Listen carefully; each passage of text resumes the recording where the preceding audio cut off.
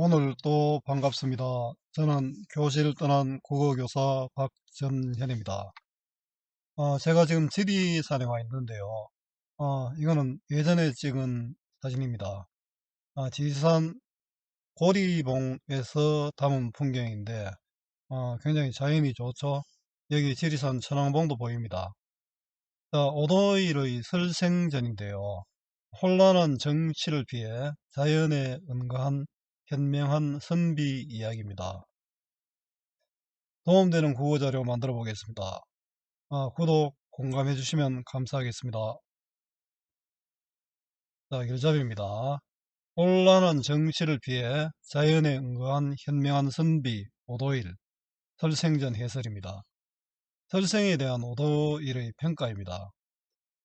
평생토록 이익과 명성을 얻으려고 급급하며 더러운 곳에 있으면서도 부끄러운 줄 모르고 죽임을 당하기에 이르러서도 그런 짓을 그칠 줄 모르는 자들과 비교한다면 설생은 대단히 현명한 사람이라 할 것이다. 사회적 제약으로 뜻을 펼치지 못한 최치호는 가야산에 고려말 선비들도 자연에 응거했습니다. 소양대군의 횡포에 김실습은 방랑의 길을 떠났고 태계 이항 선생도 정치 현실을 보고 낙향을 결심했습니다. 노론의 영수 송시열은 왕권과 맞서다가 80이 넘은 나이에 사약을 받았습니다. 우리 전직 대통령 중에도 감옥에 가신 분들도 있었죠. 누군가는 정치해야겠지만 저도 답은 모르겠습니다. 자, 함께 읽으면 좋은 작품 김용준의 조어산매가 있습니다. 조어산매가 있고 또 허균의 남궁선생전이 있습니다. 꼭 같이 한번 읽어보면 도움됩니다. 이의 배경입니다. 이 작품은 조선 숙종 때 문신인 오도일이 지은 한문 소설로 역사적 경랑 속에서 서로 다른 길을 선택한 두 친구, 즉 은둔을 택한 설생과 출세를 택한 관살사의 삶을 다루고 있습니다. 젊은 시절에 함께 세상을 개탄했던 친구가 배설을 하는 동안 설생은 한수를 두루 유람하며 유유자적한 삶을 삽니다. 관살사가 된 친구는 우연히 다시 만난 설생의 인도로 해룡굴이라는 곳에 다녀오는데 이곳은 풍요롭고 아름다우며 신비로운 곳입니다. 설생과 함께 지내는 동안 관살사는 세상 일을 잊고 즐거움을 만끽하지만 결국 설생이 자신과는 다른 삶의 지향을 지녔음을 확인하게 됩니다. 자, 개성 있는 인물의 형상화와 이상향으로 그려진 회룡굴의 묘사가 인상적인 소설이라 할 수 있습니다. 줄거리 한번 보겠습니다. 서울 청파리에 살던 설생이라는 선비는 개축옥사, 임목대비 폐비 사건이죠. 일어나자 세상사의 염증을 느끼고 은거를 결심합니다. 그와 함께 세상을 개탄하던 친구는 은거에 대한 설생의 생각에는 동의했으나 자신은 부모님을 모시고 있다는 현실적 제약 때문에 응거하지 않기로 합니다. 친구는 훗날 벼슬이 오르고 승진을 거듭하게 되는데 강원도 관찰사가 된 뒤 영랑호에서 뱃놀이를 하다가 우연히 설생을 만나게 됩니다. 관찰사는 설생이 사는 회룡굴에서 며칠을 머무는데 속세와 단절된 그곳은 풍요롭고 평화로운 이상적인 공간입니다. 관찰사는 설생에게 나중에 서울로 자신을 찾아와 달라며 시를 적어주고 떠나고 몇 년 후에 이조 판서가 됩니다. 그는 서울로 찾아온 설생에게 뱃슬을 주려 하지만 이를 수치스럽게 여긴 설생은 종적을 감춘다는 내용입니다. 한눈에 보기입니다. 역사적 배경입니다. 개축옥사. 자, 광해군 5년에 대북이 영창대군 및 반대파 세력을 제거하기 위하여 일으킨 사건입니다. 1608년 광해군이 즉위하자 대북의 정인홍, 이이첨 등이 선조의 적자인 영창대군을 왕으로 옹립하고 영모하였다는 구실로 소북을 축출한 사건입니다. 창작 배경입니다. 야담집에 설생의 친구인 관찰사가 오도일의 조부인 오윤겸이라고 명시되어 있습니다. 자, 오윤겸은 강원도 관찰사, 이조 판서, 좌의정 등을 지낸 문신입니다. 중앙정기에 있던 당시 개초곡사가 일어나자 그는 광해군에 반대하는 뜻을 품고 광주 목사로 물러앉기를 자원하기도 했지만 결국 관직을 그만두지 않았으며 인조가 반정으로 권좌에 오른 후에도 그 밑에서 고위직을 역임했습니다. 손자인 오도일 또한 인조의 계보를 잇는 임금 밑에서 부제학, 이조 참판, 병조 판서 등 요직을 거쳤기에 광해군에 대해 긍정적 평가를 할 수 없었습니다. 사실 인조가 조선의 임금 중에 가장 나쁜 임금 중 한 명입니다. 그가 설생전을 쓴 데에는 이러한 자기 가문에 대한 옹호도 창작 동기로 작용했다는 분석이 있습니다. 인물의 성격과 행적입니다. 설생.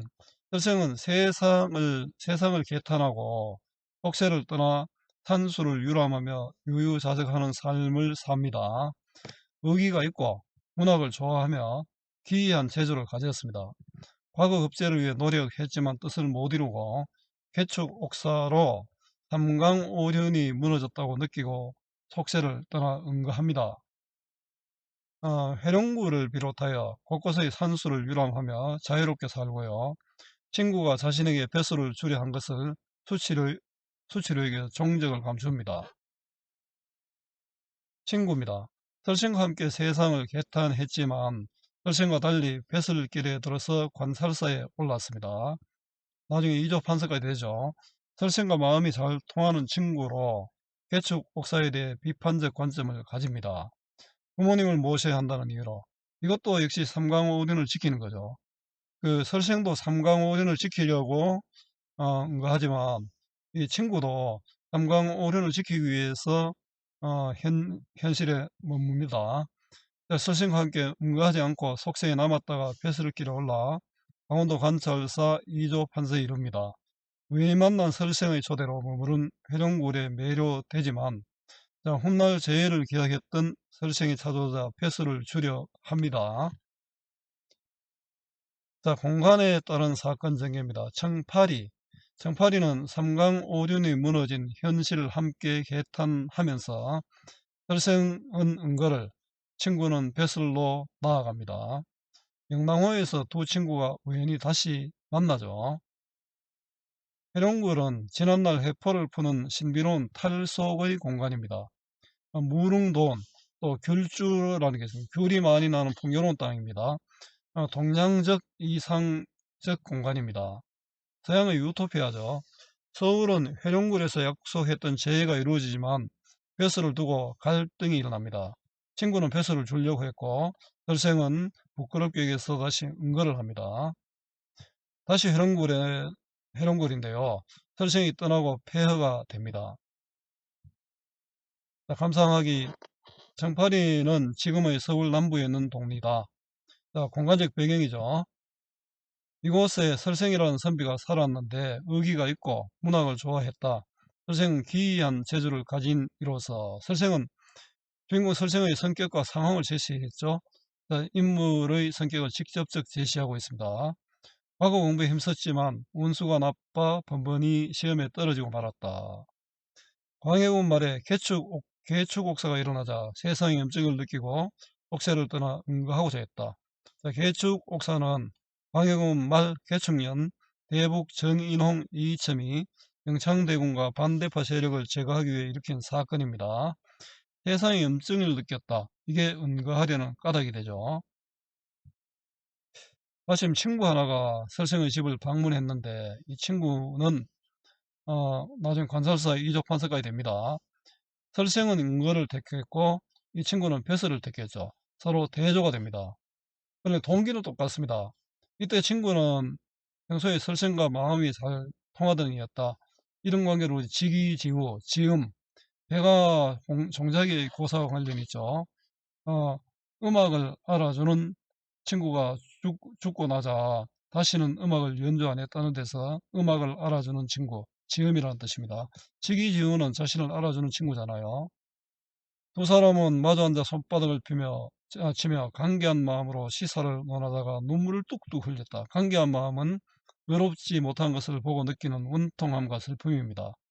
시사는 여러 가지 사회적 사건, 당연히 옥사 등이 되겠죠. 눈물을 뚝뚝 흘렸다. 현실에 대한 안타까움이죠. 자, 인물 설생을 소개했습니다. 자, 이것도 작품 전체는 제가 영상 자료를 만들지 않았습니다. 블로그에 보면은 또 파일에 보면은 내용 다 있으니까 참고하시기 바랍니다. 정리해 보겠습니다. 갈래는 고전 소설이고 또 사회적 사건을 다루고 있잖아요. 사회 소설입니다. 성격은 사실적입니다. 실제 역사상 있는 이야기잖아요. 또 그러면서도 전기적 비현실적인 요소가 있고요. 그 설생이 뭐 회룡굴 등에 사는 것이 그렇죠. 비판적이고 또 예찬적이고 또 감각적입니다. 주제는 부정적인 현실을 등지고 탈속적인 이상력을 지향했던 한 선비의 삶입니다. 특징입니다. 현지적 작가 시점이 세웠고요. 구체적인 시간적 공간적 배경이 나타납니다. 역사적 사실을 바탕으로 하고 있고요. 인물 소개 또 행적 논평의 구조로 되어 있습니다. 인물을 소개했고 그 사람이 어떻게 살았는지를 밝히고 있고 논평이 나와 있습니다. 수능특강에는 논평이 나와 있지 않지만 저는 본문에 논평을 다 했습니다. 논평에서 인물에 대한 직접적 평가를 합니다. 최성윤에게 들었다는 이야기를 통해 설화적 모티프가 드러납니다. 공간의 이동을 통해 사건이 전개되고 있고요. 동양의 이상약, 무릉도원과 같은 회룡굴이 배경으로 나타납니다. 회룡굴, 동양의 이상향은 무릉도원이지만 서양의 이상향은 유토피아죠. 고전소설의 특징인 우연적 구성이 나타나고요. 회룡굴의 신비롭고 이상적인 모습을 시각적, 청각적 이미지로 형상화해 있습니다. 대조적인 인물 설생과 관찰자의 삶을 통해서 주제의식을 드러냅니다. 설생은 과거의 약속을 언급하며 관찰사에게 회룡굴 방문을 요청했고요.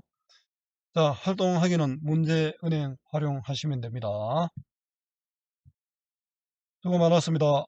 제가 살아있는 한 좋은 자료로 보답하겠습니다. 네이버 구글 다음 어디서나 검색은 박전현입니다.